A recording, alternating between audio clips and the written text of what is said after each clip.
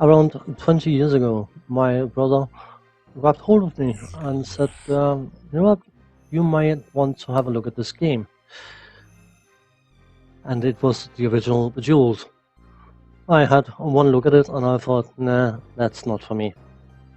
But I decided to give it a bash anyway, and suddenly it was getting late. I had spent 4.5 hours playing the original Bejeweled straight. Not bad for a game I had initially seemingly no interest in.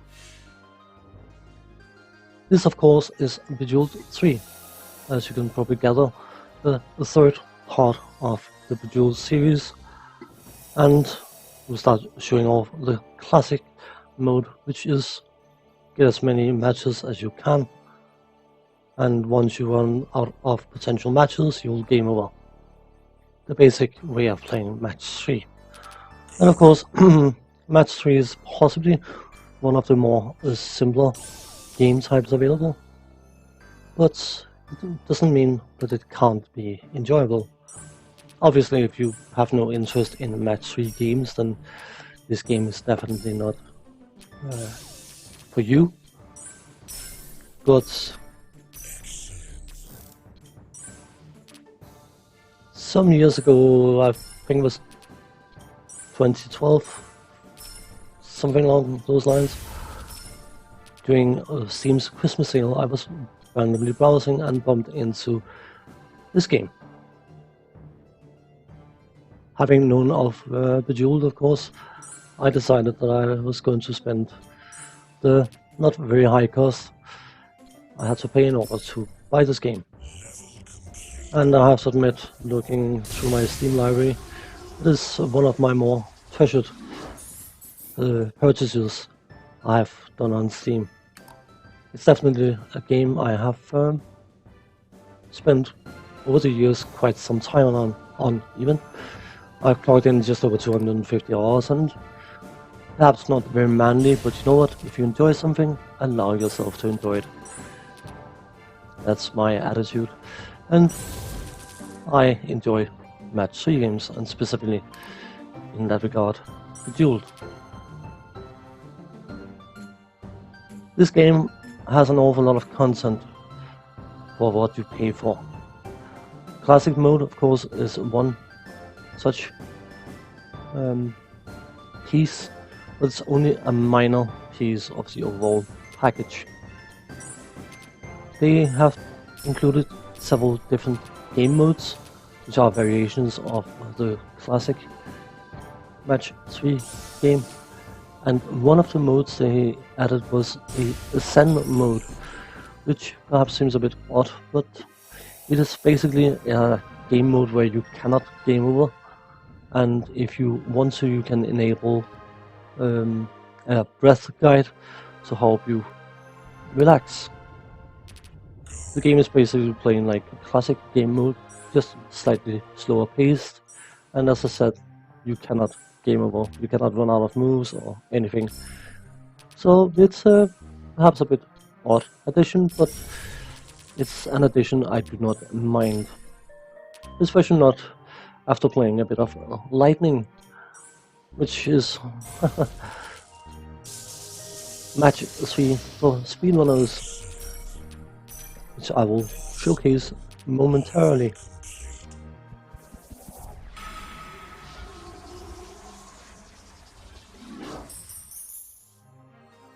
In Lightning mode, you have a fixed amount of time, and your aim is to score as many points within that time frame as possible. In the case of this mode, 1 minute. As you match gems on the level, you have a chance of having a time gem drop down, and if you match that, you will gain the amount of seconds that is on display on the gem. Those are added to the time for the next level, so as long as you get at least 5 seconds, you can progress to the next level once the timer runs out. You can store up to 1 minute, and even though you cannot gain more time beyond that point, you will still gain a substantial point bonus for matching more time gems, so they are never wasted. and any time gems that remains on a level will turn into special gems instead. I didn't necessarily want to mention the music before going over the technical aspects of this game, but I have to mention the music because of this mode. The music overall I find to be extremely enjoyable. I don't know whether you would call them normal tunes or chip-like tunes, but each single minigame type has its own piece of music, and they are all exceptionally well made, if you ask me.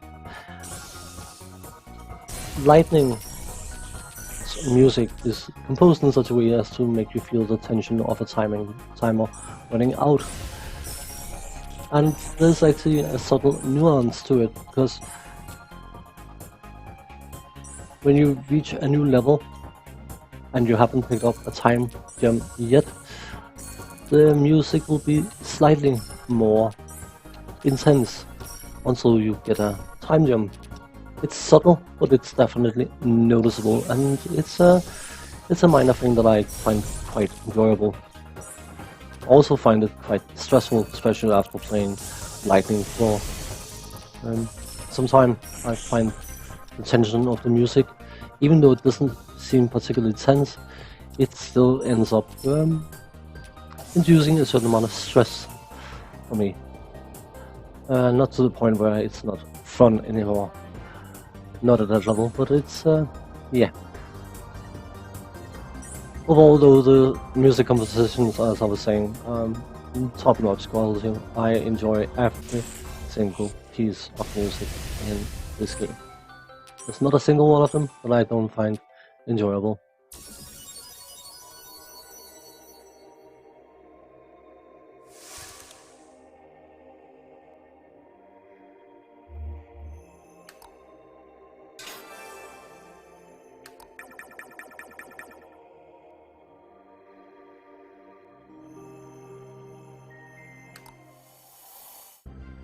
Switching to Pogo mode, which is basically like playing poker but with matching gems.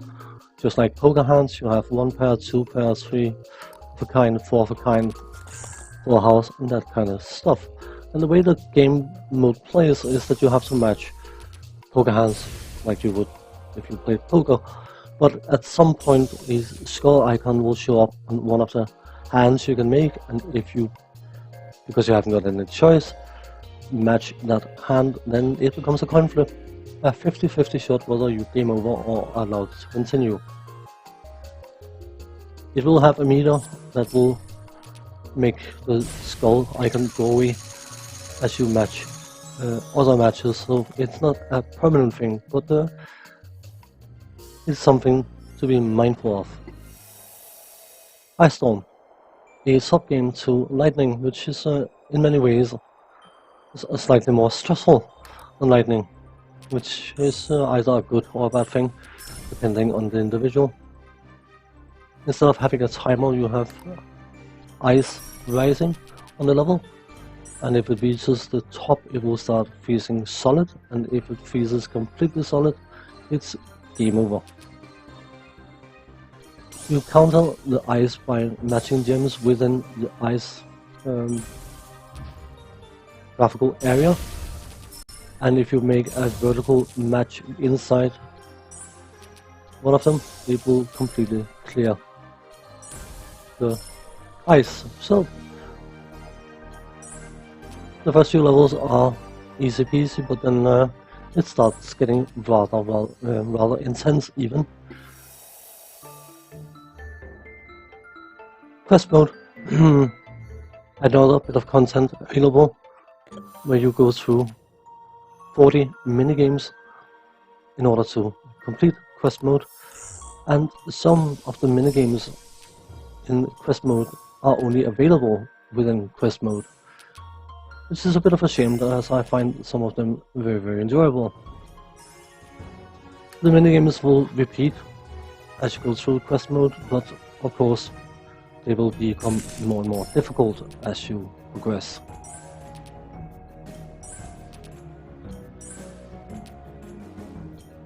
Time to go over some technical aspects I've already covered the music, and I will stand by my claim that I think the music of this game is of an exceptionally high quality.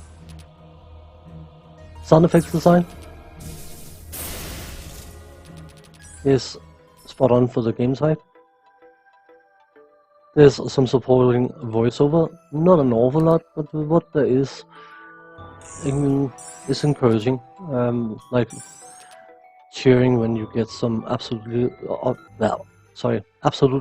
obscene matches, like several matches in a row, and it's one of those things that if it wasn't there you wouldn't notice it, but you're glad it's there.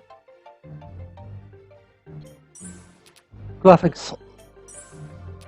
It is an older game by now, but everything on display you can easily recognize and distinguish, and the backgrounds and supporting interface I think is of a very high quality. There is a minor gripe for me personally, and that is mainly in lightning mode. I find that if you have several special gems on board, the glow of them can be rather taxing on my eyes. It could just be me, it could be affecting other people as well, I don't know, but it's something I thought was worth mentioning. And speaking of, in that regard, if you have several special gems going off at the same time, this game can be quite a visual extravaganza. It can be rather explosive in its way of projecting the visuals. And if you have any sensitivities in that regard, you should probably be mindful of that. In closing, I'm aware of the fact that there are several free-to-play Match 3 games out there, and based on that you probably don't need to buy any Match 3 games. But if you are bored with waiting 2.5 hours, 5 hours, 10 hours, whatever, in order to refill your lives, or paying a pound, dollar, whatever your currency might be, in order to refill your lives, and you just want to do a one-off payment and play as much or as little as you like, Bejeweled 3 is very, very hard to beat. It is an older game, sure, but currently on Steam, at least, it's up for just under a $5, and for just under a $5 you get an awful lot of game content of very, very high quality. And as I said, you can play as much or as little as you want, whenever you want. On that note, I'm going to say thanks for watching, take care, and see you next time. Bye bye for now.